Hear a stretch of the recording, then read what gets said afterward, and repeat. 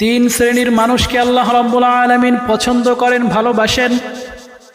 আল্লাহ রাব্বুল আলামিন পবিত্র কোরআনে সূরা আলে ইমরানের 134 নম্বর আয়াতে ঘোষণা করেন, আল্লাযীনা ইউনফিকুনা ফিস সাররাই ওয়াদ-দাররাই ওয়াল কাযিমিনাল গায়য والكاظمين الغيظ والعافين عن الناس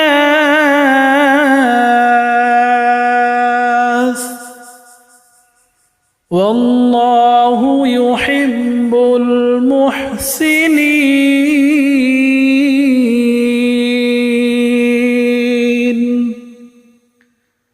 الله رب العالمين বলেন, আল্লাযীনা ইউনফিকুনা ফিস সাররাই ওয়াদ-দাররা, আল্লাহ রাব্বুল আলামিন যাদেরকে ভালোবাসেন তার মধ্যে প্রথম শ্রেণীর মানুষ হলো যারা কিনা আল্লাহ রাব্বুল আলামিনের জন্য ব্যয় করে, আল্লাহর রাস্তায় সম্পদ খরচ করে। ওয়াল কাযিমিনাল গায়য ফিস সাররাই ওয়াদ-দাররা, সচ্ছল এবং অসচ্ছল দুই অবস্থায় আল্লাহ রাব্বুল আলামিনের জন্য ব্যয় করে। যখন তার কাছে টাকা পয়সা কম থাকে তখন সেখান থেকে অল্প হলেও দান করে, আবার যখন আল্লাহ রাব্বুল আলামিন কোনো এক দিক দিয়ে বান্দাকে যখন বেশি সম্পদের মালিক বানিয়ে দেয় তখন সে আবার বেশি দান করে। এই উভয় অবস্থায় যারা আল্লাহ রাব্বুল আলামিনের রাস্তায় আল্লাহকে খুশি করার জন্য, আল্লাহর প্রিয় পাত্র হওয়ার জন্য, আল্লাহকে খুশি করতে দান করে, তাদেরকে আল্লাহ রাব্বুল আলামিন ভালোবাসেন। তো আল্লাহ রাব্বুল আলামিন এক নাম্বার কাদেরকে ভালোবাসেন? যারা কিনা গরিব থাকলেও দান করে, আবার যখন ধনী হয়ে যায়, টাকা পয়সার মালিক হয়ে যায় তখনও দান করে, কিন্তু কখনোই দান করা বাদ দেয় না। অনেক মানুষ আছে যারা বলে, এখন আমার কাছে কোনো টাকা পয়সা নাই, এখন একেবারে খুব খারাপ অবস্থার মধ্যে আছি, এখন কিছু দিতে পারবো না। মসজিদের কাজের জন্য চাওয়া হয়, কোনো এতিম অসহায় গরিব মানুষ পেটে ক্ষুধা, কিছু খাইতে পারে না, কোনো কিছু কিনে খাওয়ার মতো সামর্থ্য নেই, হাত পাতছে, বলে এখন টাকা পয়সা নাই। এই যে বন্যায় এখন মানুষ যেভাবে বাংলাদেশে সবাই ভ্রাতৃত্বের বন্ধন, এক মুসলমান আর এক মুসলমানের ভাই, এটার বিষয়টা একেবারে ফুটে উঠেছে। আল মুসলিমু কাজাসাদিন ওয়াহিদিন, মুসলমান হোক, মুসলমান হলে তো কথাই নেই, মুসলমান একটি অঙ্গের ন্যায়, এর হাত যদি ব্যথা পায় তাহলে পুরো শরীর ব্যথিত হয়, যদি পায়ে ব্যথা লাগে তাহলেও পুরো শরীর ব্যথিত হয়।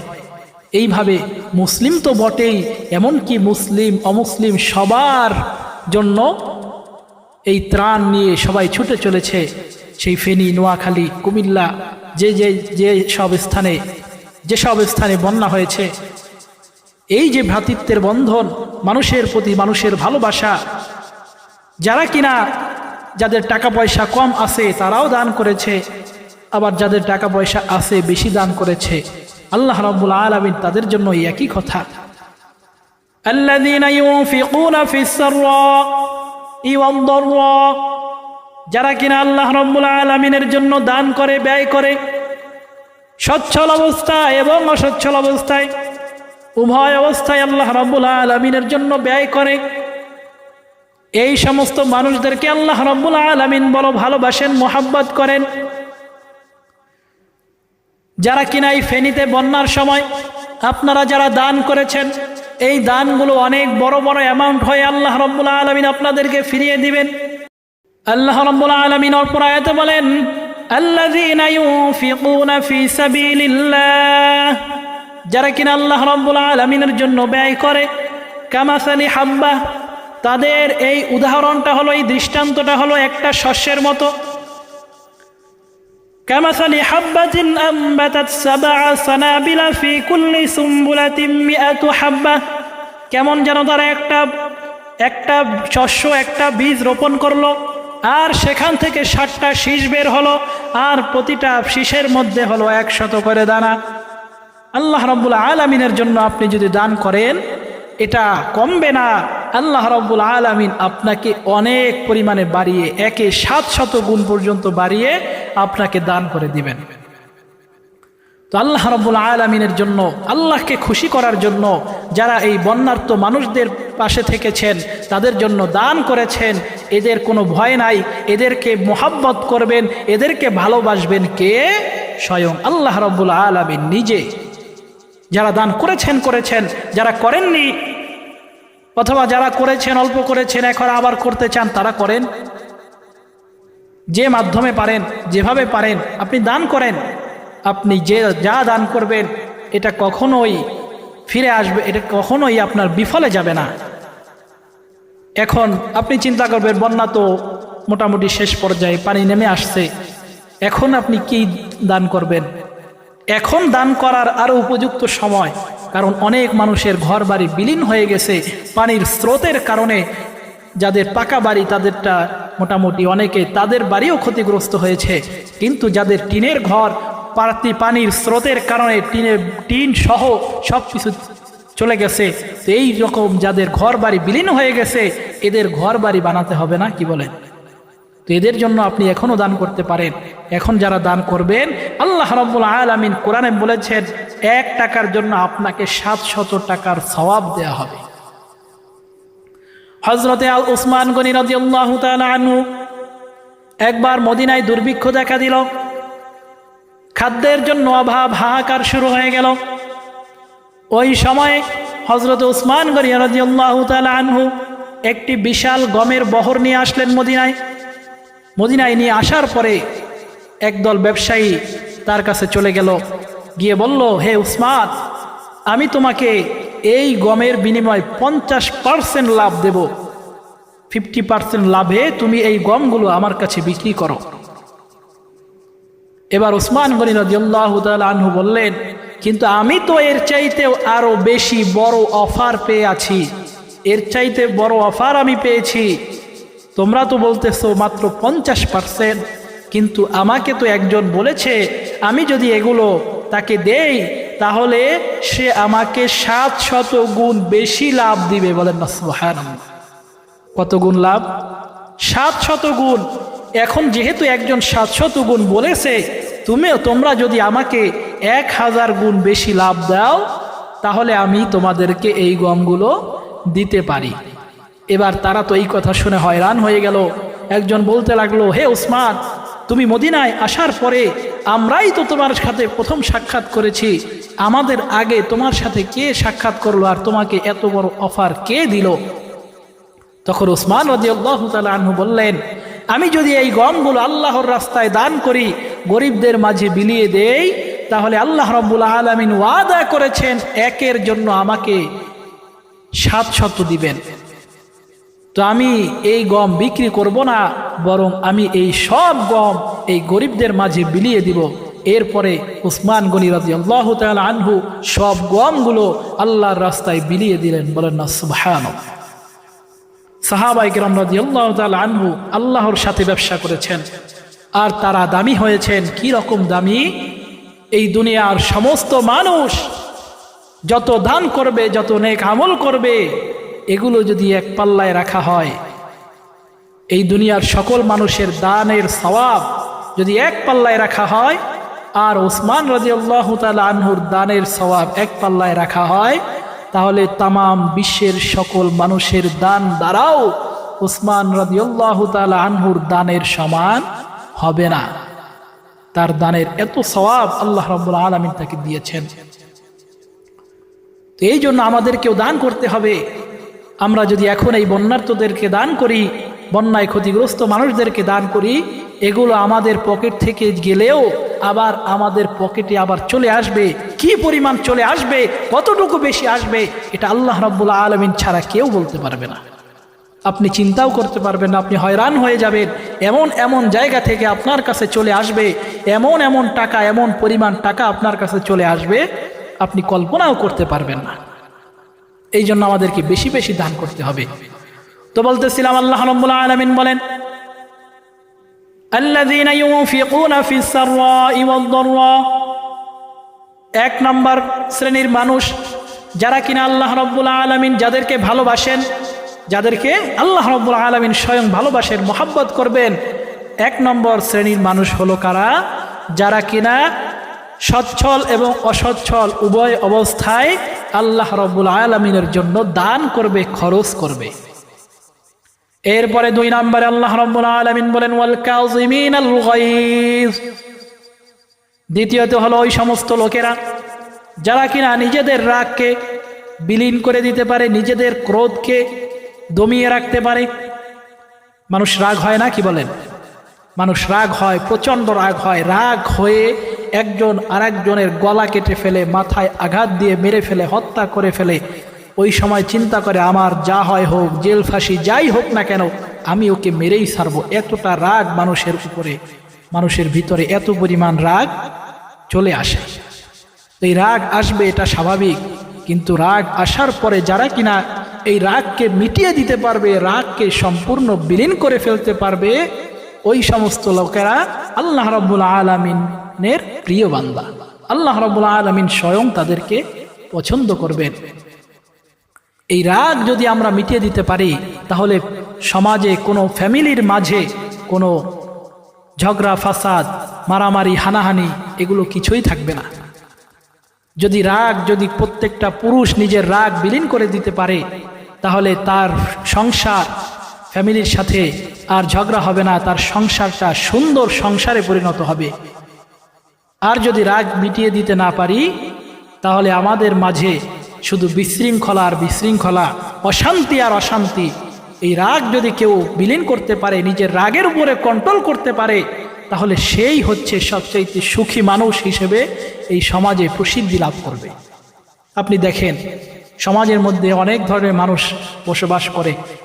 অনেক মানুষ আছে অল্পতেই রেগে যায়, আবার অনেক মানুষ আছে অনেক বড় বড় অন্যায় করার পরেও তারা খুব সহজে রাগে না। এই যারা রাগে না, রাগ করে না, তাদের জীবনটা দেখেন কত সুন্দর। আর যেই লোকটা অল্পতে রেগে যায়, তাকে কেউ দেখতেই পারে না, সমাজের মানুষ তাকে ঘৃণা করে, বলে এই লোকটা বদমেজাজি, এই লোকটার ধারে কাছেও যাওয়া যাবে না, এই লোকটা সমাজে অবহেলিত হয়। কিন্তু যারা রাগকে কন্ট্রোল করতে পারে, তারা সম্মানিত হয় এবং তাদেরকে সবাই মোহাব্বত করে। এই জন্য আমাদেরকে 2 নাম্বার কাজ করতে হবে, নিজের রাগ দমিয়ে ফেলতে হবে, নিজের রাগকে একেবারে মিটিয়ে দিতে হবে। আপনার রাগ উঠতেই পারে, আপনি কিছুক্ষণের জন্য থেমে যান, রাগটা আস্তে আস্তে ঠান্ডা হয়ে যাবে। যদি আপনি রাগ হন, তাহলে বসে পড়ুন। তারপর আপনার রাগ কমতেছে না, আপনি শুয়ে পড়ুন, আপনি অজু করে আসুন, গোসল করুন, আপনার রাগ আস্তে আস্তে কমে যাবে। আপনার নিজের চেষ্টা লাগবে। আপনি যদি চেষ্টাই না করেন, আপনার রাগ উঠছে, আপনি সেই রাগের বশবর্তী হয়ে আরেকজনের উপরে অ্যাকশন নিচ্ছেন, আরেকজনের উপরে জুলুম করতেছেন। এই জুলুমের হিসাব আল্লাহ রাব্বুল আলামিনের কাছে দিতে হবে কিনা?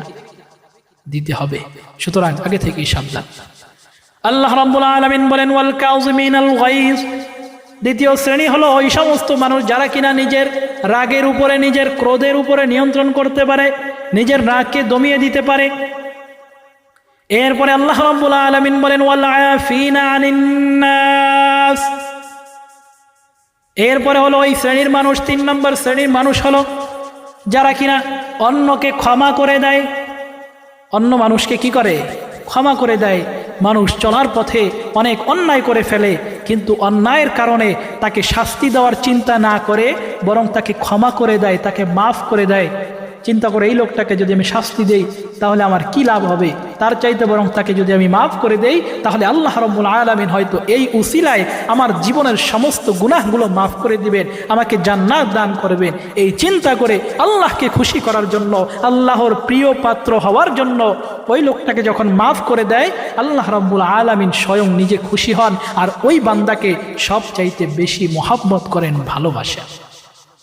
এই জন্য কি করতে হবে? মানুষ চলার পথে যখন কোনো অন্যায় করে ফেলবে তখন তাকে মাফ করে দিতে হবে। মাফ করার অর্থ এই নয় যে অ্যালাউন্স করে তাকে বলে তারপরে মাফ করতে হবে, এমন না। আপনার বিষয়ে একজন মানুষ একটা খারাপ কথা বলল, আপনি মনে মনে তাকে মাফ করে দেন। যখন আপনি মাফ করে দিবেন, এর দ্বারা 1 নাম্বার ফায়দা হবে আপনার। আপনি দেখেন, আপনি যখন একজন মানুষের উপরে রাগ করেন তখন আপনার মেজাজটা গরম থাকে, আপনার ভালো লাগে না, কোনো কিছু আপনার ভালো লাগে না। কিন্তু আপনি যদি তাকে মাফ করে দেন, আপনি একেবারে আপনার মন থেকে সব কিছু মুছে ফেলেন, তখন আর আপনি ওই খারাপ লাগাটা আপনার মধ্যে কাজ করবে না। আপনি সব কিছু সুন্দরভাবে করতে পারবেন, আপনার সব কিছুতে মন বসবে। কিন্তু আপনি যদি চিন্তা করেন যে অমুকে আমাকে এটা বলল, ওকে যেভাবেই হোক শাস্তি দিয়ে ছাড়বো, এটার খেসারত ওকে দিতেই হবে, এই চিন্তা যদি আপনার মধ্যে থাকে, তাহলে আপনি আর বেশি দূর আগাতে পারবেন না। আপনার সাথে তার দ্বন্দ্ব লেগে যাবে, একটা বিশৃঙ্খল পরিবেশ সৃষ্টি হবে। আল্লাহ রাব্বুল আলামিন যারা এই বিশৃঙ্খলা থেকে বেঁচে থাকার জন্য অন্য ভাইকে মাফ করে দিবে, অন্য বোনকে মাফ করে দিবে, মনে মনে নিজের রাগ সব কিছু মিটিয়ে দিবে, আল্লাহ রাব্বুল আলামিন এই সমস্ত মানুষদেরকে মহব্বত করেন, ভালোবাসেন। আল্লাহ রাব্বুল আলামিন বলেন, ওয়াল্লাহু ইউহিব্বুল মুহসিনিন। এই সমস্ত লোকদেরকে, সব লোকদেরকে আল্লাহ রাব্বুল আলামিন মহব্বত করেন, ভালোবাসেন। আপনার আমার মহব্বত আর আল্লাহর মহব্বত, এর মধ্যে ব্যবধান আছে কিনা? ব্যবধান আছে না? আপনি আমি রাগ করলে আপনার আমার রাগের মধ্যে যেরকম ব্যবধান আছে, আপনার আমার মহব্বতের মধ্যে কিরকম ব্যবধান আছে। আপনার সন্তানকে আপনি মহব্বত করেন, এক ধরনের মহব্বত। আপনার সন্তানকে আমি ইমাম সাহেব হিসাবে মহব্বত করি, এক ধরনের মহব্বত। আপনার সন্তানকে তার মা মহব্বত করে, এক ধরনের মহব্বত। তিনটা মহব্বত একরকম নাকি তিন রকম?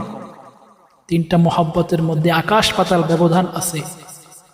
তো আল্লাহ রাব্বুল আলামিন যেখানে স্বয়ং তার বান্দাকে মহব্বত করেন এবং ঘোষণা দিয়েছেন, এই তিন শ্রেণীর মানুষকে আমি ভালোবাসি, মহব্বত করি। আল্লাহ রাব্বুল আলামিন, ইন্নাল্লাহা আলা কুল্লি শাইইন কাদির, তিনি যাকে মহব্বত করবেন, ভালোবাসবেন, তার ভালোবাসাটা কিরকম হবে? আপনাকে একজন ভালোবাসলো, একজন চেয়ারম্যান আপনাকে ভালোবাসে, একরকম ভালোবাসে। একজন মেম্বার আপনাকে ভালোবাসে, মহব্বত করে, একরকম মহব্বত। একজন এমপি আপনাকে ভালোবাসে, আর আমেরিকার প্রেসিডেন্ট জো বাইডেন আপনাকে ভালোবাসে। ভালোবাসার মধ্যে ব্যবধান কতটুকু, কি বলেন? এই রকম ব্যবধান আল্লাহ রাব্বুল আলামিন, পুরো বিশ্বের সৃষ্টিকর্তা, দুনিয়ার প্রত্যেকটা জিনিস যেই আল্লাহ সৃষ্টি করেছেন, সেই আল্লাহ যখন আপনাকে ভালোবাসবেন, তখন আপনার কোনো আর চিন্তা আছে? আর কোনো চিন্তা থাকবে না। এই জন্য আল্লাহ রাব্বুল আলামিনকে ভালোবাসতে, আল্লাহ রাব্বুল আলামিনের প্রিয় পাত্র হওয়ার চেষ্টা করতে হবে। এই সামান্য ছোট ছোট তিনটা কাজ, কিন্তু ফজিলত অনেক বড়। কঠিন কোনো কাজ নয়, অনেক কঠিন বড় কাজ। এরকম কঠিন নাকি? আপনি দান করবেন, অনেক কষ্ট নাকি? শরীরের অনেক ক্ষতি হয়ে যাবে। আপনি দান করবেন, আল্লাহ রাব্বুল আলামিন আপনাকে ভালোবাসবেন। আপনি মানুষের প্রতি রাগ করবেন না, নিজের রাগকে দমন করবেন, আল্লাহ তাআলা আপনাকে ভালোবাসবেন। আপনি মানুষকে ক্ষমা করে দিবেন, আল্লাহ তাআলা আপনাকে ভালোবাসবেন। এই সহজ তিনটা কাজ যদি কেউ করতে পারে, তাহলে আল্লাহ রাব্বুল আলামিন সূরা আলে ইমরানের 134 নম্বর আয়াতের ওয়াদা অনুযায়ী আল্লাহ রাব্বুল আলামিন স্বয়ং নিজে তাকে ভালোবাসবেন। আমরা কি আল্লাহ রাব্বুল আলামিনের ভালোবাসার পাত্র হতে চাই না? চাই কি চাই না? আমরা সবাই চাই যাতে আল্লাহ রাব্বুল আলামিন আমাদেরকে ভালোবাসেন, আমাকে মহব্বত করেন। তাহলে আমাকে কি করতে হবে? এক নম্বরে, সর্ব অবস্থায় যখন ডাক আসে, যখন চাওয়া হয়, যখন আমার কাছে কেউ হাত পাতে, আমি যা পারি আমি দান করব। কখনো দান থেকে পিছপা হওয়া যাবে না। 2 নম্বর, নিজের রাগকে মিটিয়ে দিতে হবে, রাগ করা যাবে না। 3 নম্বর, কেউ যদি আমার সাথে কোনো অন্যায় করে, আমার বিরুদ্ধে কোনো কথা বলে, তাহলে আমি তাকে ক্ষমা করে দেব। এই 3টা কাজ যদি আমরা সবাই করতে পারি, তাহলে আমরা সবাই আল্লাহ রাব্বুল আলামিনের প্রিয় পাত্র হয়ে যাব। আল্লাহ রাব্বুল আলামিন স্বয়ং নিজে আমাদেরকে মহব্বত করবেন। আর আল্লাহ যাকে মহব্বত করবেন, তার কোনো চিন্তা নাই, তার কোনো পেরেশানি নাই, দুনিয়ার মধ্যে তার কোনো সমস্যা থাকার কথা না। তো আল্লাহ রাব্বুল আলামিন আমাদেরকে এই বিষয়গুলো আমল করার তৌফিক দান করুন। ওয়া মা আলাইনা ইল্লাল বালাগ।